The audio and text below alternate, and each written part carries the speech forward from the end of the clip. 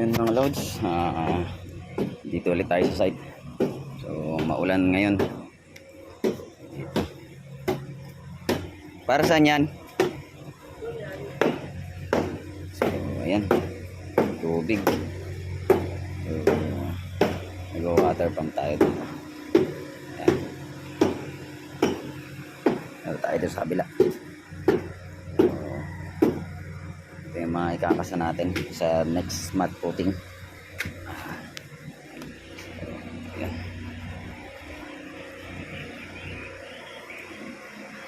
So ito yung mga kasama natin. Nakasilong dahil maulan ng konti.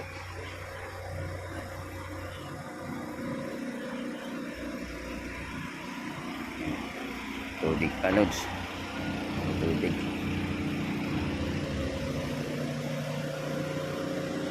Ay. So ayan, nag-water pump tayo dito. Bali yung tubig doon dito is nililipat natin sa kabila para tapos yung water pump ulit diretso sa drainage kabila. Guys, puro tubig. So kalat-kalat pa dito kasi mat coating pa. Ayan mga lods, ano, masisipag natin mga kaibigan. Ayan.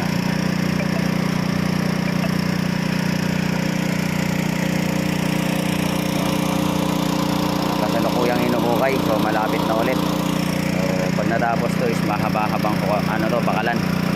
Ayan mga lods. Ayan, diretso mating yan lods. Ayan, so yun, tinatanggalan namin ng tubig. Nag-water pump kami. So ayan loads, nag-water pump kami ngayon.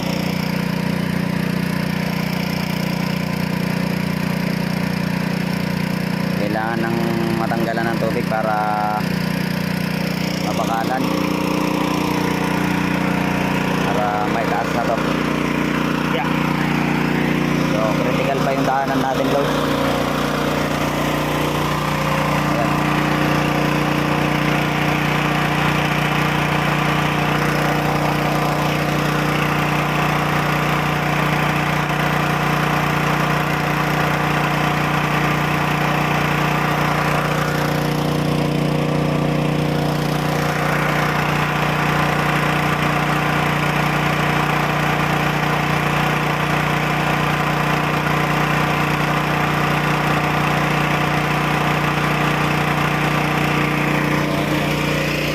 Clear na nila.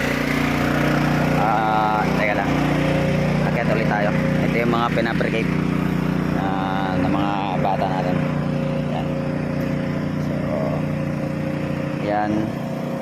yan yung mga ilalapag dito. So nandun yung iba sa fabrication dahil nga wala pang pwesto dito malapit. Ayan, dito pa yung lupa.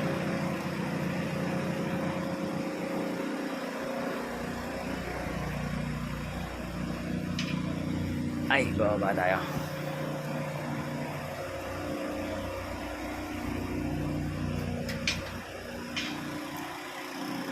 So, ayan. Katatapos lang ng mason rin natin. So, yung nagmamason dito is umuwi na siya. Tapos na kasi.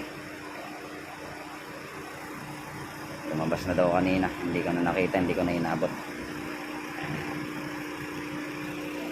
Sa retaining wall yan mga lods.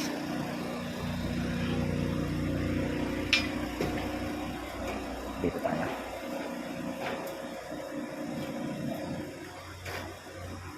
Get tayo dun sa ano. Ito yung para sa mat coating din to mga lods. Ayan. So hiwa-hiwalay na yung pinaglagyan natin kasi nga walang space.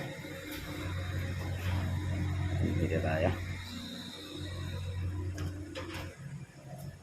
Ito pa pala yung nagmamason na yan. Yan. Yan yung mga nagmamasan mga lods.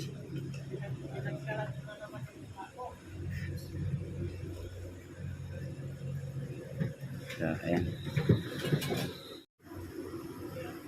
So ito yung fabrication natin dito.